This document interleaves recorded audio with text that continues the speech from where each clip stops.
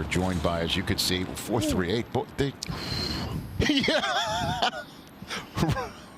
Boy, the Baylor guys can run. Frank Reich, head coach of the Indianapolis Colts. Good to see you. Good to see you, Rich. How you doing? Great.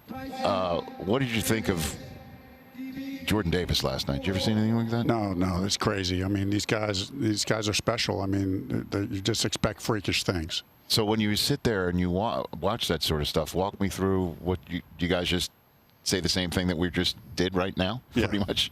Pretty much the same thing, and just it's those looks, and then everyone has their own insight, right? Everyone has their own insight.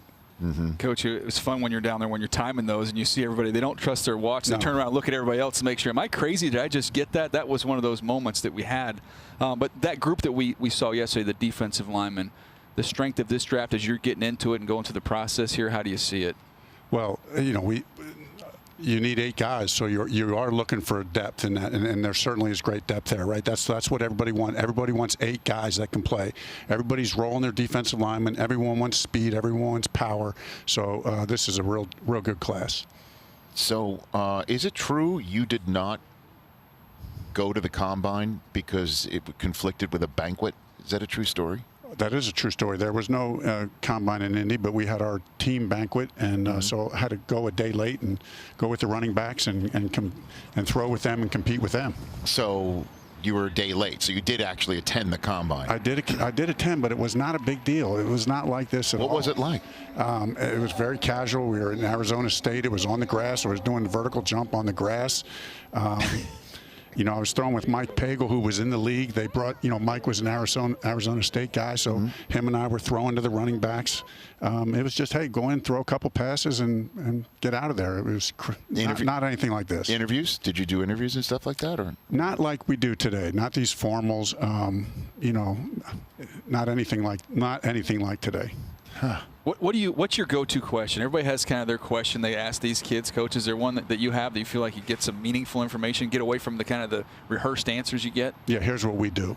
We don't go for those kind of things. We go straight into the unscripted stuff. We want to show film to do things that they can't be prepared for, right? Test their football IQ. Show them some of our film. They certainly don't. They know their film. We'll watch some of their film, but then we'll show our film on. Talk about situational stuff. Make them adapt, right? Try to put them in hard situations to see what their football IQ is, get them off script. We were just watching combine footage earlier when the running backs of Jonathan Taylor, and I turned to Daniel Jeremiah, and I'm like, how the hell did he slip through the first round? When did you realize that this was a kid that you wanted to target and that you then got? I can tell you right now, Chris Ballard had his eyes on him for a long time. Through his whole career there, he was talking about him. I know he wanted to pull the trigger in the first round, but we were trying to figure out a way to get Pittman and him, and I give Chris a lot of credit. To have the poise to wait, and believe me, it was hard, right? Because that was the one guy that Chris was talking about over and over again throughout the whole draft. Coach, one of the things with that evaluation, I think some people, the question was, okay, how does he catch the ball? Well, he didn't get a lot of opportunities there. How important is it to be able to look at what these guys are asked to do and then still be able to determine what they can do? Yeah, that's a big deal, Daniel. I already went through that with one back, Melvin Gordon, when I was at San Diego, and we drafted Melvin. We knew Melvin could catch a ball. They didn't throw it to him, right? That's fine. They're a great running team, but you get him in one workout. You can see hand placement. You can see how easy it is for him. We thought the same thing about JT. This was not going to be a problem with the route tree that kind of back runs. He's not our Naheem Hines, right? So we know the route tree that Jonathan needs to run. He's all-purpose, and we didn't think that was going to be a problem. Well, in the few minutes we have left with you here, obviously, as soon as these 40s and the safety group is done, it's now time to focus as best everyone can on free agency and things of that nature. Chris Ballard earlier this week was mentioning how there's no decision yet on Carson Wentz, whether he's your quarterback for the fall. Walk me through your decision-making process and what you're evaluating on that front. Yeah, it's a very collaborative process, right, throughout the whole thing from A to Z. You guys know I have a lot of belief in Carson. I said earlier in the week, have that belief, stuck my neck out. Really, when I look back on it, when we made that decision last year, it really wasn't sticking your neck out, right? I mean, Stafford was gone. That was the decision that made sense for us. We look back on it, we think that was the right decision. You know, going forward, that's what the process we're still in on. You know, and Mr. Irsay, Chris, and I will collaborate, right? But when we walk out of that room, we'll be on one page. So what do you look at? Just film from last year? I mean, obviously you know him backwards and forwards. What's the evaluation to be had? Other people that might be out there? That's what I'm saying. No, hey, you're always trying to make the room better, right? I mean, right. But I think Carson did a lot of good things, a lot of good things. And so the process is what's right for the team. And we go through that not just with the quarterback position, with every position.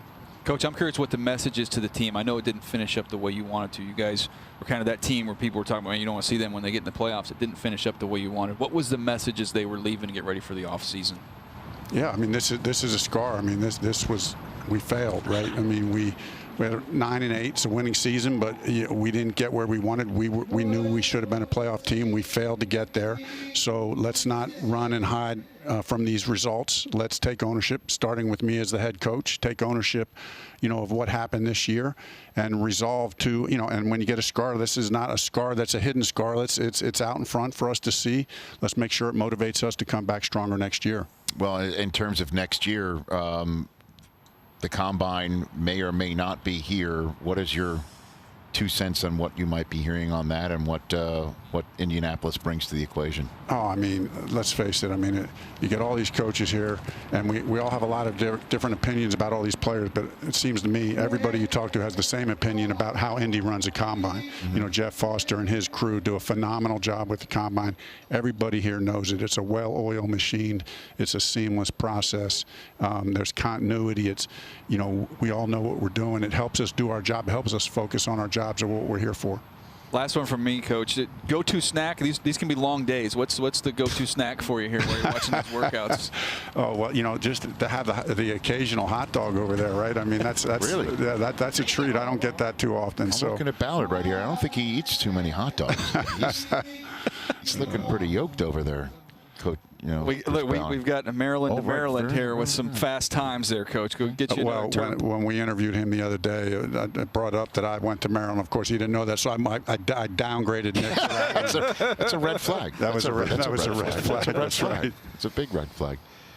Coach, I don't think Kyle Hamilton's going to make it to you, no. But have you had a chance to look at him at all or discuss hhim? Well, like you said earlier, Daniel, you know, the versatility that these safeties bring, and it's not just versatility, it's playmaking, right? That's really the part, that's the thing that sets guys like this apart. 4.61 for Kyle Hamilton.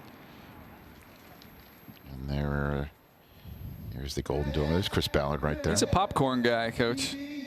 Yeah, I mean, that's how close it is. That's it. I mean, that's it. There we are. That's it. We're right around the corner. I can see him right from here. I can ask him for some of his popcorn, literally.